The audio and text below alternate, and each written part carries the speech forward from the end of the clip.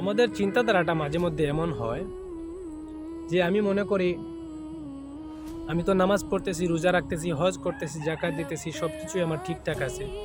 তো মাঝে মধ্যে যদি আমি খারাপ কাজও করে ফেলি তাহলে কি এমন হয়ে যাবে? নেক আমল এবং বদ আমলের মধ্যে কাটাকাটি হয়ে আমার আমলনামা যদি ডান হাতে চলে আসে তাহলে তো আমি জান্নাতে চলে যাব, কোনো বিষয় না। এই জিনিসটা বোঝানোর জন্য একটা উদাহরণ দিই। এই ঘটনাটা হলো ইউরোপের কোনো একটা জায়গা। দুইজন ব্যক্তি রেলের মধ্যে অথবা ফ্লাইটের মধ্যে একসাথে বসে আছেন।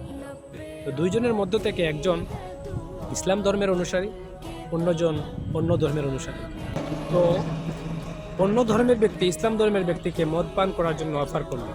মুসলমান ব্যক্তি মদ পান করতে অস্বীকার করলেন। তিনি বললেন, আমি মুসলমান, আমি মদ পান করি না।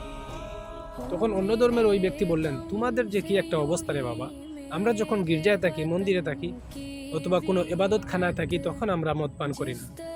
তুমি এখন ফ্লাইটের মধ্যে আছো, এখন একটু রিল্যাক্স করবা, তা না, মদ পান করো না। তখন ইসলাম ধর্মের অনুসারী ওই ব্যক্তি অন্য ধর্মের ব্যক্তিকে বললেন, আচ্ছা তুমি যে এখন এই ফ্লাইটের মধ্যে আসো, ওই ফ্লাইটের পাইলটকে যদি এখন মদ পান করানো হয় তাহলে এটা জানা সত্ত্বেও কি তুমি ওই ফ্লাইটের মধ্যে চড়বা? তখন ওই ব্যক্তি বলে উঠলো, না, কখনো নয়, আমি নিজে থেকে কেন মরতে যাব জেনে শুনে। ইসলাম ধর্মের অনুসারী ব্যক্তি তখন বললেন, দেখো, আমাদের ইসলাম ধর্মের প্রত্যেকটা মানুষের সমস্ত জীবন হলো অন ডিউটির মধ্যে। আমরা জীবনে কখন কোথায় কি করছি না করছি সব কিছু হিসাব নিকাশ আল্লাহর কাছে দিতে হবে। অর্থাৎ মুসলমানের সমস্ত জীবন হলো অন ডিউটির মধ্যে।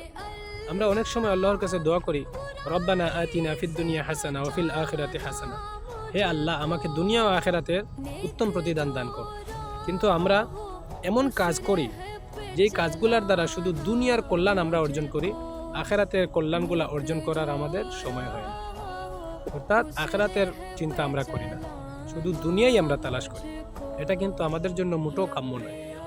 আমাদের জন্য উচিত এমন কাজ করা যেই কাজগুলো করলে দুনিয়া এবং আখিরাতে আমরা সফল হব। আর শুধু দোয়া করলেই হবে না, কাজ করতে হবে।